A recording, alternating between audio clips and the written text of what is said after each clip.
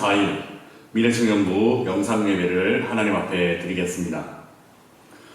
오늘 하나님께서 우리에게 주시는 말씀은 예레미야 1장 4절에서 10절까지 말씀입니다. 여호와의 말씀이 내게 임하니라. 이르시되 내가 너를 모태에 짓기 전에 너를 알았고 내가 배에서 나오기 전에 너를 성별하였고 너를 여러 나라의 선지자로 세웠노라 하시기로 내가 이르되 슬프도소이다 주 여호와여 보소서 나는 아이라 말할 줄을 알지 못하나이다 하니 여호와께서 내게 이르시되 너는 아이라 말하지 말고 내가 너를 누구에게 보내든지 너는 가며 내가 내게 무엇을 명령하든지 너는 말할지니라. 너는 그들 때문에 두려워하지 말라. 내가 너와 함께하여 너를 구원하리라. 나 여호와의 말이니라 하시고 여호와께서 그의 손을 내밀어 내 입에 대심에 여호와께서 내게 이르시되 보라 내가 내 말을 내 입에 부었노라. 보라 내가 오늘 너를 여러 나라와 여러 왕국 위에 세워 내가 그것들을 뽑고 파괴하며 파멸하고 넘어뜨리며 건설하여 심게 하였느니라 하시니라. 아멘. 인생의 의미를 발견하는 것은 매우 중요한 일입니다. 아무리 많은 돈을 갖고 있어도 인생의 의미를 제대로 발견하지 못한 사람, 그 사람의 인생은 허무할 뿐입니다.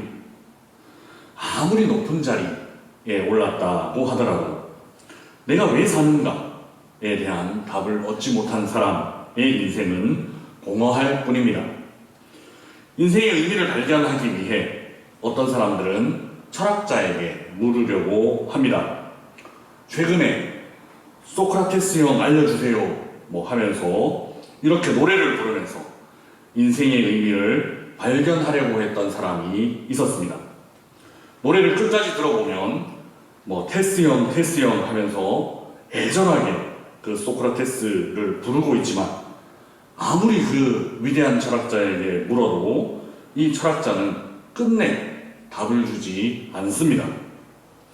철학자들에게 인생의 의미를 물어본다고 해서 우리는 인생의 의미에 대한 답을 얻을 수 없습니다. 왜냐하면 그 위대한 철학자도 답을 갖고 있지 못하고 질문만 던지다가 간 사람이기 때문입니다. 또 어떤 사람들은 종교라는 것을 통해 열심히 수양하면 인생의 의미를 알 수 있지 않을까 그렇게 생각을 합니다. 그러나 그 종교들도 대부분은 사람을 혼란스럽게만 할 뿐입니다. 왜냐하면 종교활동이라는 것은 기본적으로 제한된 인간이 초월한 신을 찾아가는 과정이기 때문입니다.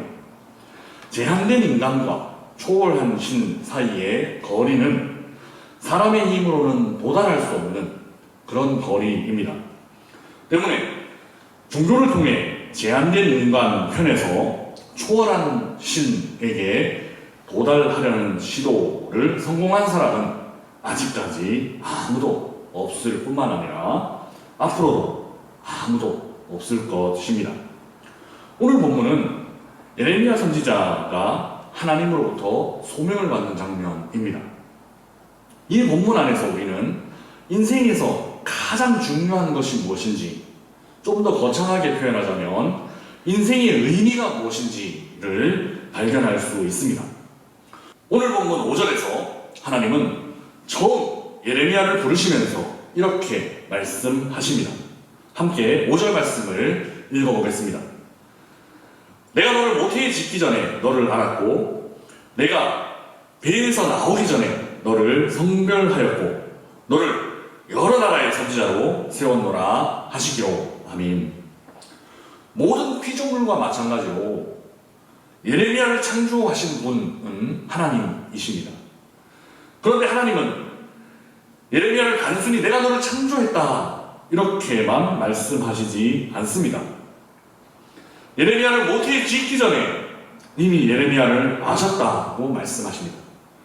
그리고 예레미야가 태어나기도 전에 거룩하게 구별하였다라고 말씀하십니다.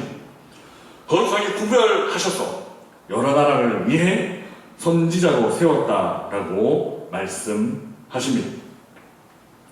예레미야를 찾아오신 하나님은 예레미야의 인생에 대한 가장 완벽한 설계도를 알려주십니다. 너를 만든 이유, 너를 태어나게 한 이유, 너를 세운 이유, 그냥 우연이 아니라 너의 인생에는 분명한 목적이 있어.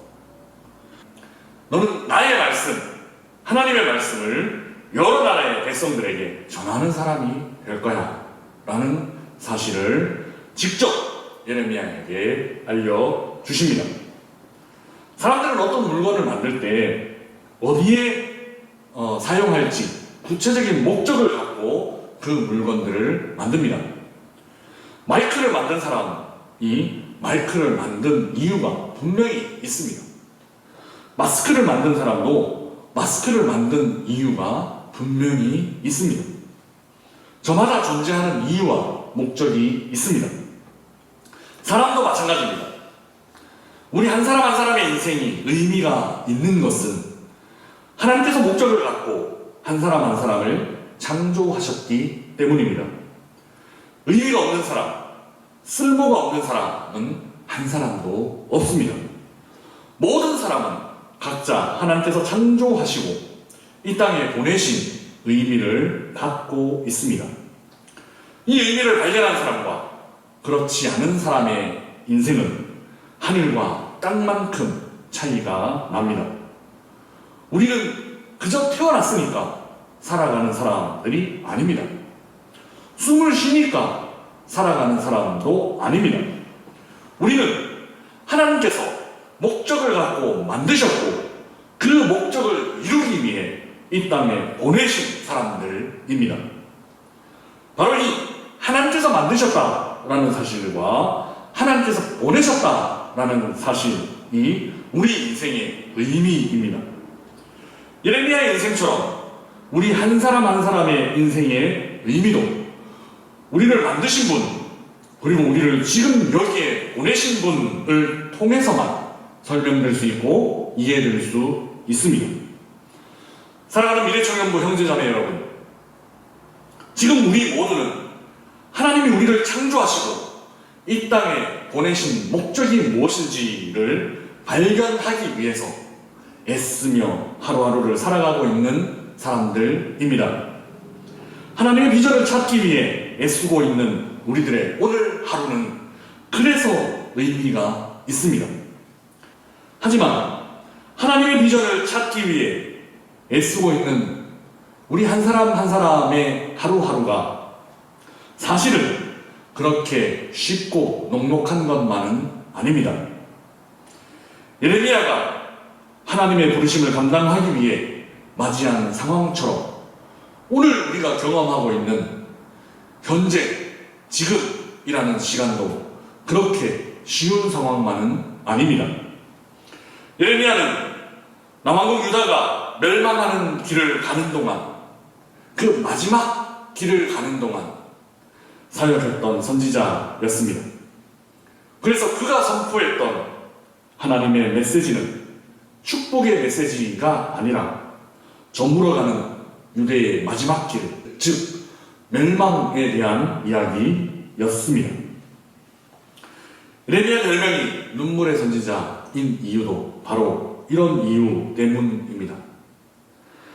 그는 고국 유다의 멸망을 눈물을 흘리며 너희들의 죄 때문에 하나님께서 너희들을 치실 거다, 하나님께서 너희들을 쓸어버리실 거다 라는 하나님의 말씀을 전해야 했기 때문입니다.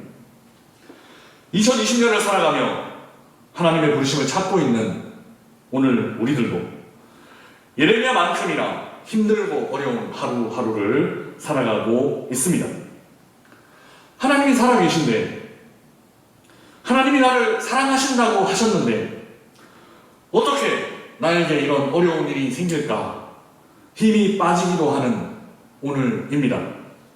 그렇지만 나라가 망해가는 비참한 저주와도 같은 일을 전하기 위해 예레미야라는 가장 사랑하는 종을 택하신 하나님의 뜻이 있듯이 2020년 수험생으로 보내게 하신 분명한 하나님의 뜻이 있음을 우리는 믿어야만 할 것입니다. 그리고 그저 묵묵히 오늘 하루를 최선을 다해 살아가야만 할 것입니다. 반드시 하나님께서 이 어려운 시기를 지나고 나면 왜 하나님께서 어려운 시간들을 허락하셨는지 깨닫게 하시고 알게 하실 것이기 때문입니다. 이 어려운 상황 가운데 하나님의 부르심, 그 뜻을 발견할 수만 있다면 그 시간은 의미 있는 시간입니다. 그래서 나를 지금 여기에 보내신 하나님의 뜻을 발견한 인생이 바로 의미 있는 인생입니다. 이제 시작하는 한 주간 동안 어떤 어려움이나 역경이 있다고 하더라도 하나님의 부르심 안에 의미와 소망을 발견하고 2020년을 살게 하신 그 하나님 때문에 그 하나님으로부터 새 힘을 얻는 우리 미래청년부 친구들과 선생님들이 되시기를 주님의 이름으로 부탁드립니다. 기도하겠습니다. 사랑의 하나님, 하나님 안에 인생의 의미가 있음을 믿습니다. 하나님께서 우리를 창조하시고 이 땅에 보내셨기 때문에 우리는 2020년을 대한민국 땅에서 살아가고 있습니다. 그 하나님의 뜻을 발견하기 위해 최선을 다해 준비하고 있는 우리 미래청년부 친구들에게 예레미야와 같이 인생의 의미를 발견하는 복을 허락하여 주옵소서. 또한 두려워하지 말라, 내가 너와 함께하여 너를 구원하리라 말씀하신 하나님의 음성을 오늘 우리에게도 들려주셔서 우리가 그 말씀을 마음에 새기게 하시며 그 말씀 갖고 이 한 주간 세상이 주는 두려움이 아니라 하나님이 주시는 평안과 지혜로 승리하며 살게 하여 주옵소서. 예수님의 이름으로 기도드리옵나이다.